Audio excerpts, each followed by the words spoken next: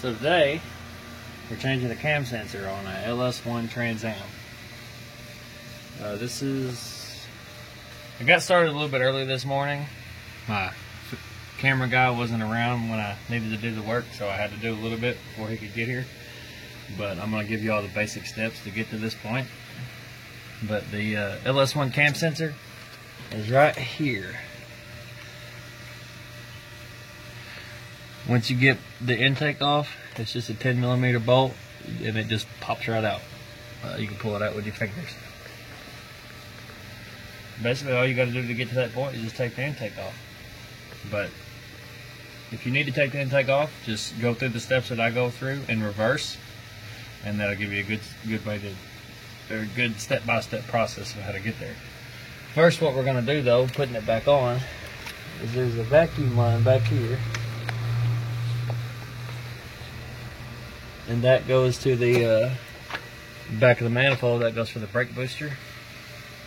First thing you're going to want to do is put that on.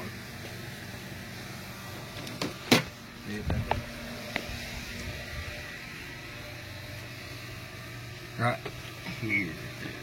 Somewhere. Right here. Yeah, I see it. That's where that hose goes. Then you're going to have another little hose. This one right here. Got a T in it. That's going to go on this sensor back here. It's on the back of the intake. That sensor right there. And then of course the plug for that sensor. Where's that? It is going to be in the back here. It looks like this.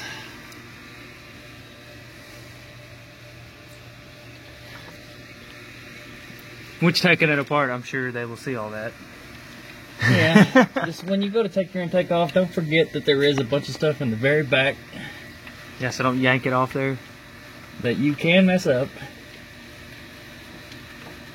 Let me plug the cam position sensor in before I forget. I have to take it all back apart. Now, the first thing we're going to do is we're going to put this down in there.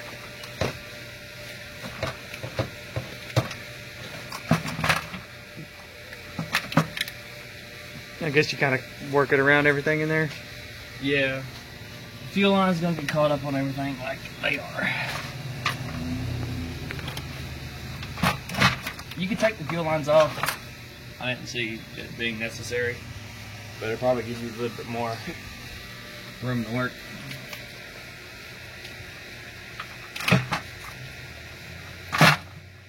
So you can do this without removing the fuel lines. You set the intake aside and there's enough room to do it, really. See, now what we're going to do is we're going to plug this hose in. And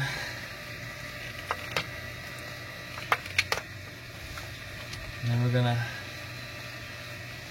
feel around and find that T.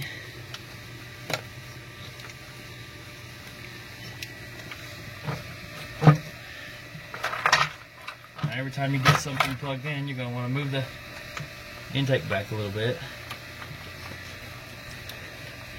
And then feel around a little bit more and find the plug. It's typically not too hard to find. Just grab wires and tug them until something comes up. There's the plug. If you took this off though, then just kind of remember where it was. And obviously if you're starting to take this off, this would be your last step. Okay, we got all that secured back there. You just want to pick the intake up, work it back a little bit until you get it in the spot.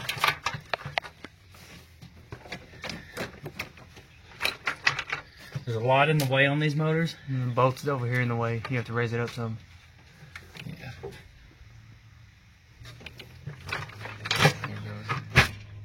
There we go. Now it's sitting in place. And it's pretty snug when it goes into place. Usually what I do is I just screw a couple of the screws in just to hold it there. And then what you're going to want to do is go through and plug your harnesses up.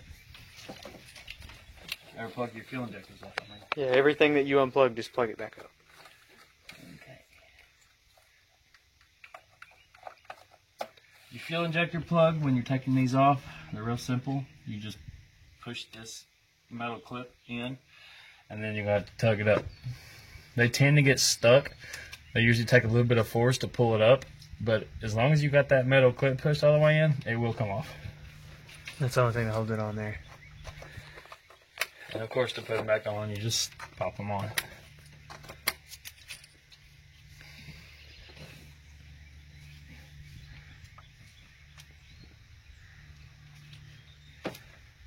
This is a PCV hose.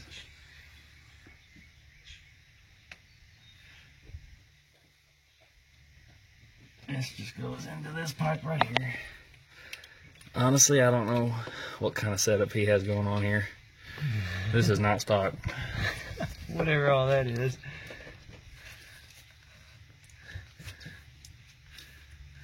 So this right here is definitely not how it's going to be. Unless somebody did this same stuff on whatever you're working on. So this is gonna be the same basic thing on any LS1 car. Yeah. This is a Trans Am, but This is the hose from the throttle body. It goes to your valve cover, just right there.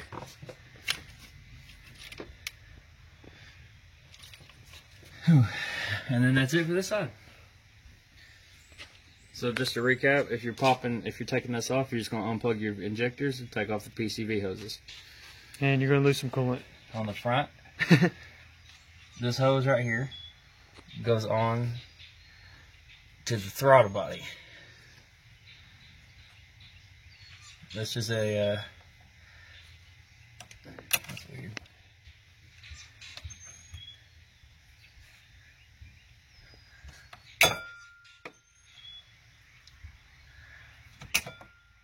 A lot of times these little tabs won't let you squeeze as much as you need to. So what I'm gonna do is I'm just gonna bend it down if I can. Oh, it's just out. See, this tab is gonna stop me from opening it as much as I need to. I haven't heard this car yet, but I assume it sounds good because I see headers down there.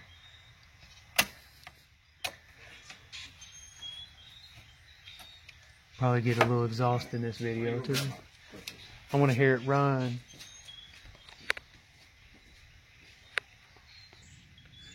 Okay, we got that hose on. It's just those clips are a little hard to work with. I had to end up cutting the little tab on there. It keeps you from opening up all the way. I don't know why it's there, but it just gets in the way. Then what we're going to do is we're going to come on this side and we're going to plug everything back up the same way we did over there. This one in the very back is very hard to get to.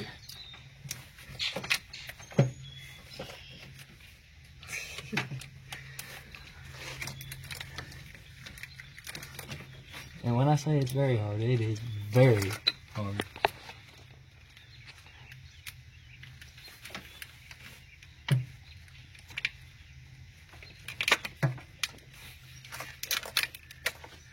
Let me go ahead and plug these up. One.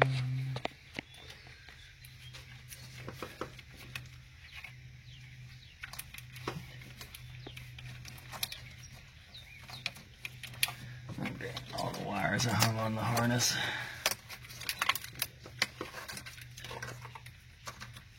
This one, and then this one goes right here. This is EGR, I assume. I'm pretty sure it is. Most of the cars I work on don't even have it, so.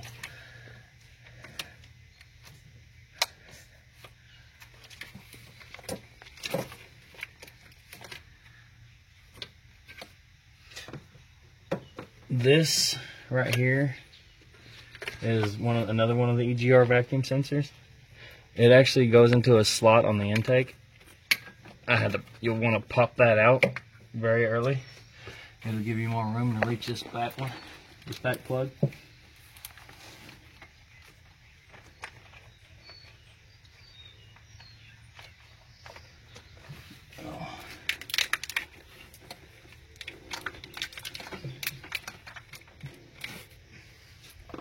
There's more EGR back here. That's all over this car, apparently. This thing right here, if you can see it, that's part of your EGR system. See, it's actually plugged off. This car doesn't have EGR, but this being here puts it right in the way of that back injector, and that's why I'm having so much issue.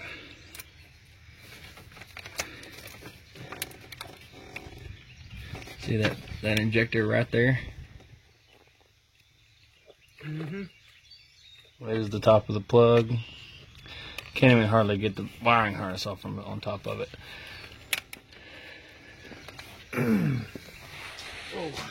The main issue I'm running into is I don't know where the plug is. It's back there in the back somewhere. It's hidden. There it is.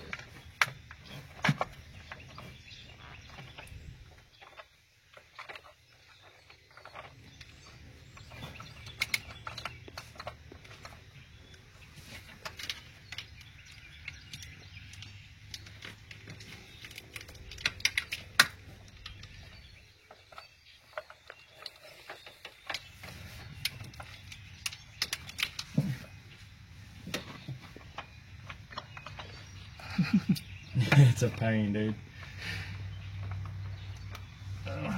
Almost got it. If working on stuff was easy, nobody'd have anybody do it for them. That's true. This is gonna be your most problem area. For this whole thing? Yeah. Come back here and look in here.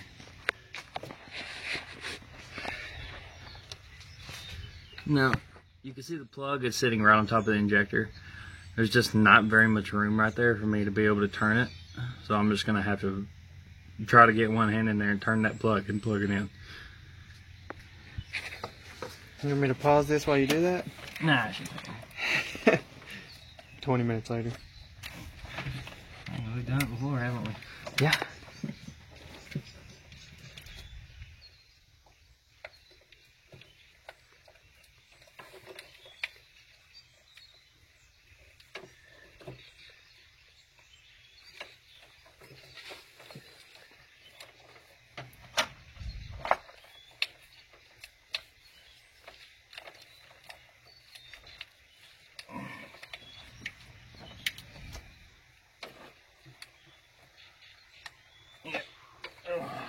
I'm gonna grab some pliers, see if I can pull it up. Now, if any of y'all watching this, if you've never worked on an F-body before, the back of your legs will hurt when you're done. The motor is so far into these cars, you have to lean so far over. Your legs kill you after you work on these cars.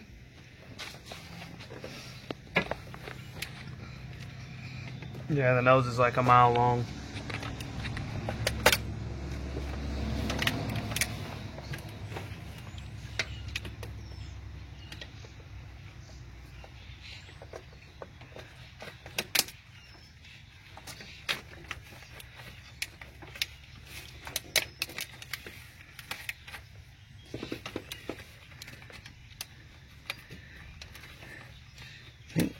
I got it up. And about to get it plugged in, I think.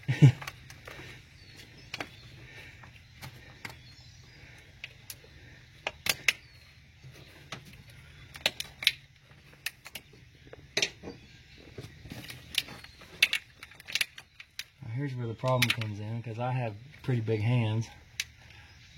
It's kind of hard to reach in here and do this.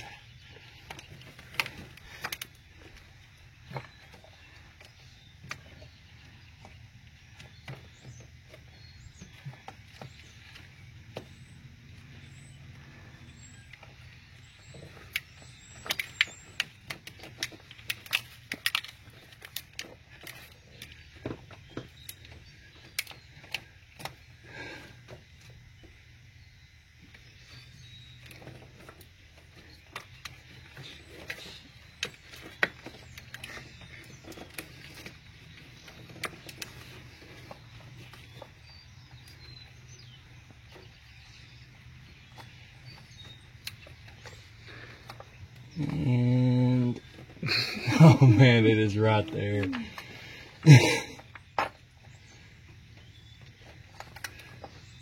If you ever have a problem, the injectors do spin.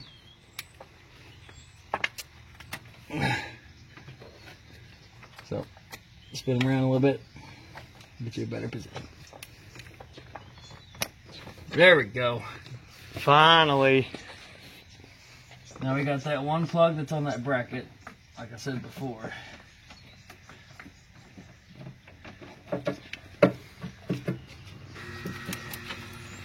Still got our third injector plug right here too.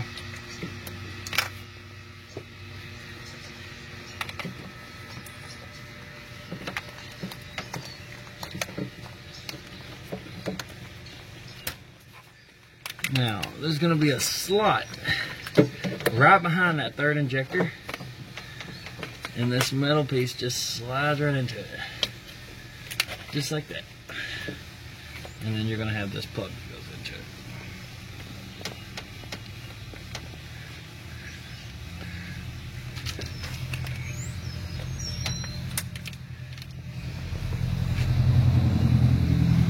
And if you follow this harness up on the driver's side, you're going to have this part of your harness.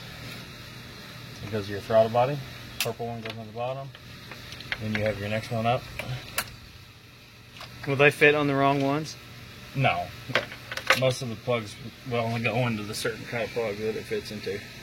I don't know if those part of them was the same size or what. This is going to go to your mass airflow sensor. This is going to go to your air intake temp sensor. Slap it on. Once you get to this point, you're going to tighten your bolts up, which is easy. They're just an 8mm or 5/16. What do you torque them to? Hard or Tight. not hard? Snug. There's a torque spec for it, sure, but I don't go off that. Just Don't break it. don't break the bolts, and you're screwing it into aluminum, so don't put it just really tight, but snuggle up. This thing is filthy. Look at that. Well, hey, look at this. That's not an air filter. Now, this is how the car came here. There's not a rubber boot in between this and the master airflow sensor. But they're supposed to be. There is supposed to be. So that's probably how that stuff got around in there and got on that sensor like it did. Yeah. That just goes in place. Flip the front. Probably don't paint your intake red. And then once you have all the bolts tightened up that's on the intake and the one that goes to your throttle body, you're done. Snug that. Tighten all those.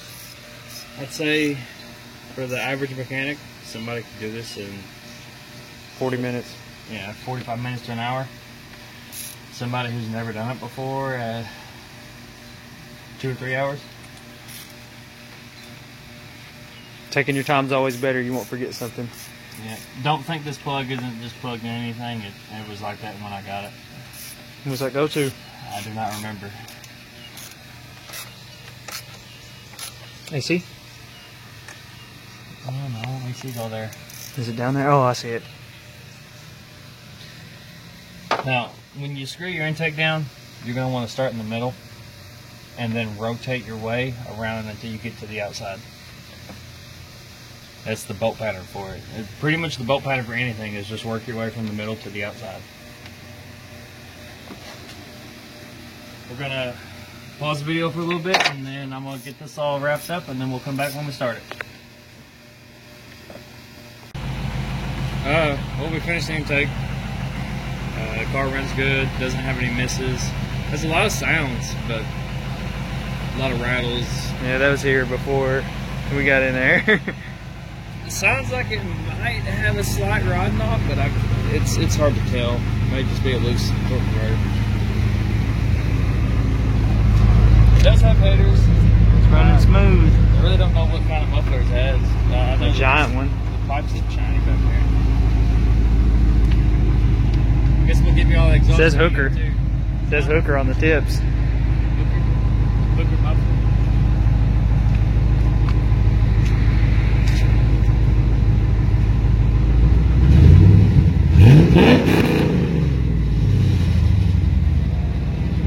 Sounds really good back here.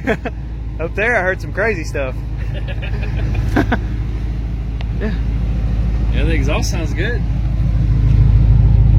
It runs real good, it's just got a bunch of rattles. Yeah. But I guess that's how you change a camshaft position sensor. Yeah, if you have any questions, just leave a comment. We'll get back. I mean, we message back usually within like 10 minutes. I usually respond to every comment, so guess that's gonna be it. Wait, check out them pajama bottoms. Yeah. Somebody put my clothes on, I'm styling.